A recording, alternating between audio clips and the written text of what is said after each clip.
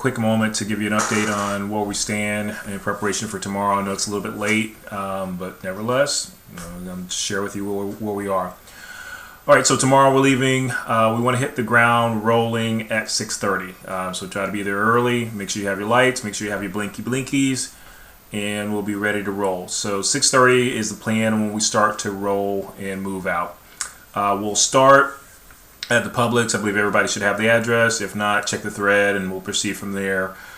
We'll head up down 1792, make our way through, crossing over 436, go through parts of Ronald Reagan Boulevard, go kind of reverse of the Seminole Cyclist route, so we may pass them in the morning, right around this section right here. This is Lake Mary High School. Make our way down Reinhardt, cross over 417, or cross under 417, and our first sag is right around this area here. That's where we will have an opportunity to meet the rest of CFC that wants to ride with us for a period of the ride tomorrow. So that's the plan. First sag will be around about mile marker 21. We'll make our way up down 1792. We will cross over 17, it's not 1792, we'll cross over 17, head towards like Blue Springs.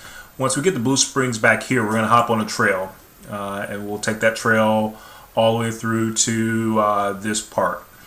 We will cross over a railroad track, so we may have to get off of our bikes and dismount to cross over the railroad track, because I think there's some barricades that are in front of it.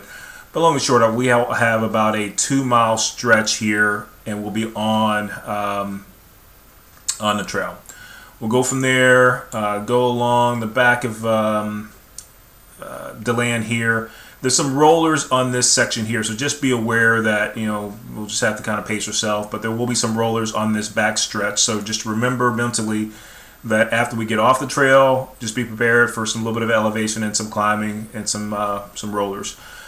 Also, once we leave that first sag from here to mile marker 40, that's where we'll pick up a lot of the elevation. So just be aware of that as well. So I think that I can try to stretch this up a little bit. All right, so if I try to stretch this up, let's see what we get. So right here, you'll see most of that elevation is where we're going to start to climb a little bit. So just be aware of that. But our second sag will be mile marker 44, I believe it is. So that's, again, we're still going through DeLand here, and our second sag stop will be right around here in DeLand. So if you're familiar with the Old Spanish Sugar Mill, that's where we'll be. We'll be right by the Old Spanish Sugar Mill, which is right here, DeLeon Springs. Old Spanish Sugar Mill is this really cool place. If you haven't been there before, you go there, they give you this big old bat of pancake mix, and you just make your pancakes right there on the table. You can also swim in the spring here. It's a natural spring, so if you haven't been there, I would definitely highly recommend it. It's a Florida tourist trap. Nevertheless, but we come down, still kind of head up 17, but we're going to be on one of the side roads running parallel to 17, which is going to be less traffic, and we'll be on this road for quite some time. So from about 44 all the way through,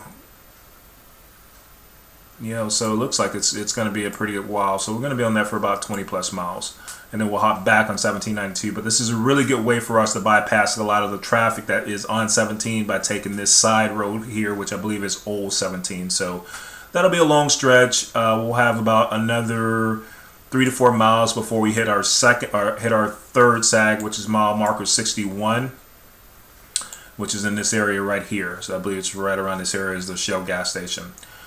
From there, we'll make our way to mile marker 70, which was where we'll Crescent City, which is where we'll have lunch, and that'll be our fourth sag. So mile marker 70, right around here, is where we'll have our fourth sag, and we'll have some sandwiches there. We'll have some chicken and just whatever we need to fuel up and make our way.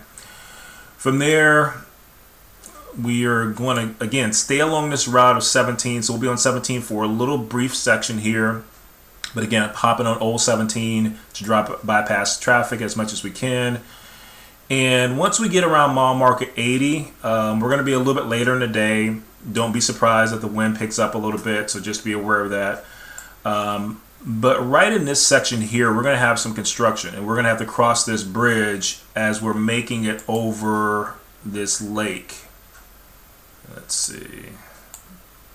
As we're making it over Dunn Creek. So right around marker 83 to 84, just be aware that there's some construction, and we're just going to have to be mentally focused to be able to get through that, stay together, just be locked in and dialed in as much as we can, because there's a stretch here, like I said, that from about 83 to 85 where there's some construction, and we're going to have to cross a bridge, so we may have to compete with some traffic and some cars.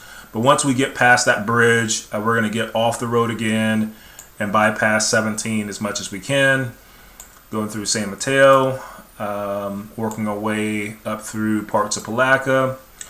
This is East Palaca, and then this is where I changed the route compared to where it was originally. Originally, I was having us be on the west side, which is over here of the St. John's, but I think that it's going to be a lot easier for us to travel on the east side of the St. John's. The reason behind that is that if we stayed on the west side, we're actually going to be competing with a lot of traffic on 17. There's really nowhere around that. And I really didn't feel comfortable with just how busy those roads were. The alternative is to travel on the east side and make our way through.